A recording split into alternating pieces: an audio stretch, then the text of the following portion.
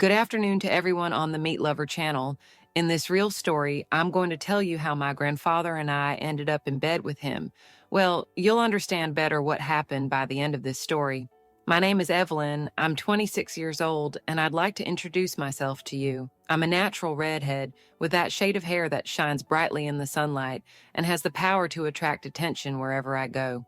My face is adorned with delicate freckles that accumulate on my cheeks, and my green eyes, with their mysterious sparkle, seem to hide secrets that few can unravel. I confess that I'm not the standard of thinness that many people imagine. I live up to my origins, and as a good representative of where I was born, I have a curvaceous body full of shapes. My waist is well marked, outlining my wide hips, which often draw attention to themselves in a way that can even cause a certain amount of envy. I've been married to Julian for 3 years. Generally speaking, our marriage is very happy. He is a man of integrity who works hard and loves me in a way that many would like to experience. But as in any relationship, there are always challenges, and sometimes I feel that something deeper is missing between us, a connection that we haven't yet fully achieved. Despite all the qualities Julian possesses, he has a very conservative view of life and of certain aspects of our relationship. I've tried talking to him about my needs, suggesting new ideas to spice up our intimate life, and even proposing some innovations, such as more daring outfits or fantasies. However, he always firmly refuses. "That's not for us, Evelyn," he says, and as a result, I feel frustrated, longing for something more, something he doesn't seem to understand or simply isn't interested in exploring. It was during one of these conversations that he suggested something unexpected. "Evelyn, maybe what we need is some time out of the routine.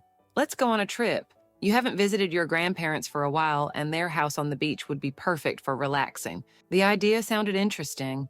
That house had a special atmosphere, with the salty sea breeze and the sound of the waves in the background. I thought it might be a chance for Julian to relax and, who knows, to finally explore something new between us. Little did I know that this trip would be more than just an escape from routine. It would be the beginning of an experience that would forever change not only our marriage, but the way I saw myself. My grandparents' house had always been my safe haven, a place that seemed to hold the best memories of my childhood. When we arrived in the late afternoon, it was as if time had stopped. Everything was exactly as I remembered it. The wooden balcony still gave that incredible view of the sea, and the shells scattered around the house, like simple ornaments, brought a charm that only my grandmother could create. The smell of the sea invaded everything, mixed with the sweet scent of the cookies she always baked. I didn't even have to ask. I already knew they were warm, waiting on the table. They welcomed us with open arms and tight hugs that made me forget for a moment the years that had passed. My grandmother, with her warm smile and sparkling eyes, seemed not to have changed at all. When she hugged me, I almost cried. It was a mixture of longing and relief. But it was when I met my grandfather, Arthur, that my heart really squeezed. He was always my biggest support when I was little, someone with whom I felt completely at ease. I still remember spending hours with him on the veranda, listening to his stories, or just enjoying the silence together. When he hugged me, I felt that same warmth as before, but also something different. He held my face with his hands, looking at me as if he wanted to record every detail. "My granddaughter has grown up," he said, his voice breaking. I couldn't hold back a smile. Since I left home, life has been so busy that I didn't realize how much I missed it. The simple words, the sincere affection, feeling really cared for, being there in that house awakened something in me. It was as if a part of my past was blending into the present, bringing a new energy that I still couldn't explain. And so began our stay. The peace of the place seemed perfect, but I had no idea that it would soon be invaded by feelings I barely understood. As the days went by, I noticed that my grandfather was looking at me in a way I had never noticed before. His eyes roamed over me as if he wanted to record every detail. He always found an opportunity to compliment me. He said I looked beautiful, that my beauty reminded him of his wife when she was my age. Those words hit me in a different way, invading a space that had long seemed empty. I didn't know if it was the sincerity or the intensity of his words, but I felt something awaken inside me, something I didn't even know was still there. My husband hadn't had this effect on me for years. He rarely noticed when I dressed up or complimented my new clothes. Arthur, on the other hand, seemed to see every change, every detail, and I liked it. I liked it a lot. His compliments made me feel more alive, more of a woman, more desired, and somehow that constant attention began to intrigue me. It was on an ordinary evening, over dinner, that things took an unexpected turn. While my grandmother and my husband were chatting animatedly about something trivial, I felt something soft brush against my leg under the table. A discreet, almost casual touch, but it made me shiver.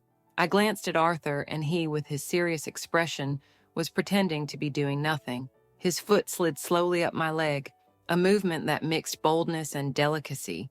It was a hidden gesture, a secret between the two of us, a provocation that ignited something inside me. My thoughts were in turmoil.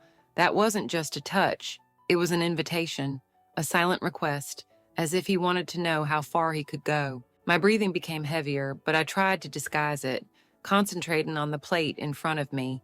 Inside, my body burned with anticipation. I felt my melons getting hard, and him looking straight at them from his plate of food. The adrenaline of being in that situation with two people so close and completely oblivious to what was going on made me want to find out where it could lead. With every movement of his foot, it seemed that Arthur was testing my limits, and I could no longer ignore the desire he aroused in me. I wanted to see where this was going. After dinner was over, I decided to go out onto the terrace. The weather was mild. The cool evening breeze brought the gentle sound of the waves breaking below. I wanted to feel some peace, something that didn't seem to be so easy to find lately.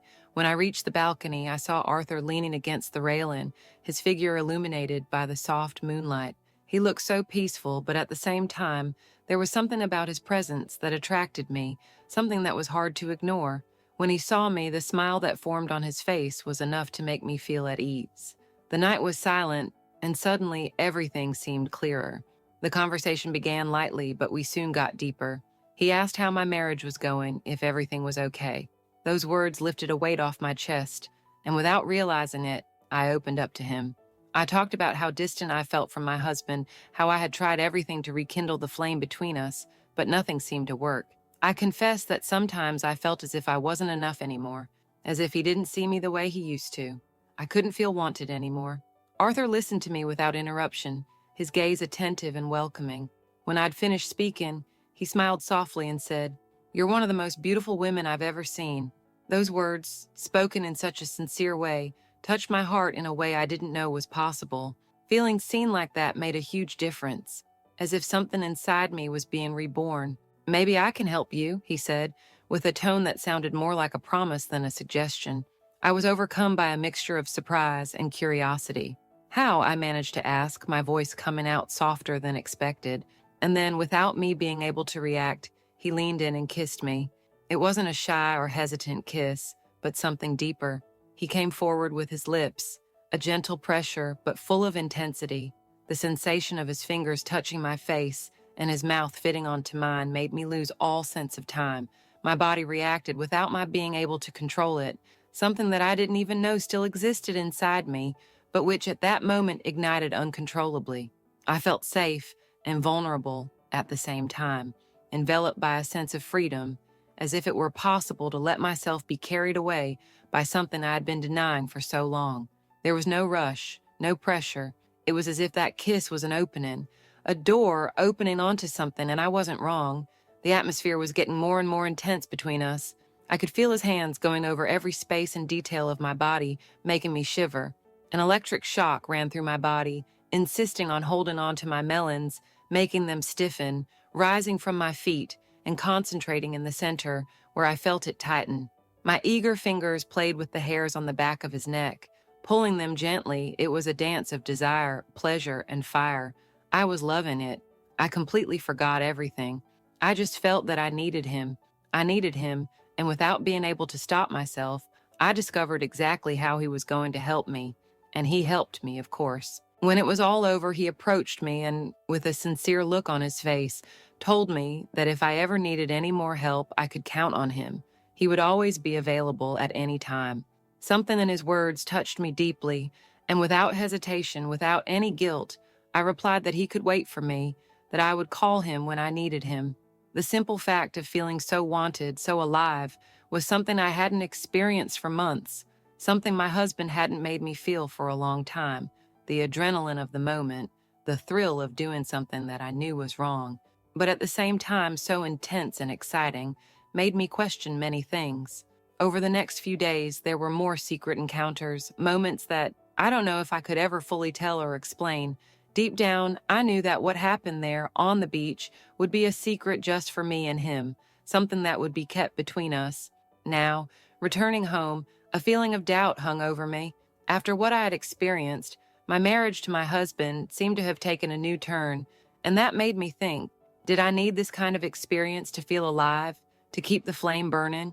Could it be that this was the only way I could continue being myself, feeling wanted and complete? The question remains, what really makes the flame of a relationship burn? Can some things never be taken back? Leave your opinions in the comments to help me. If you want more real stories like this, don't forget to leave your like and subscribe to the channel.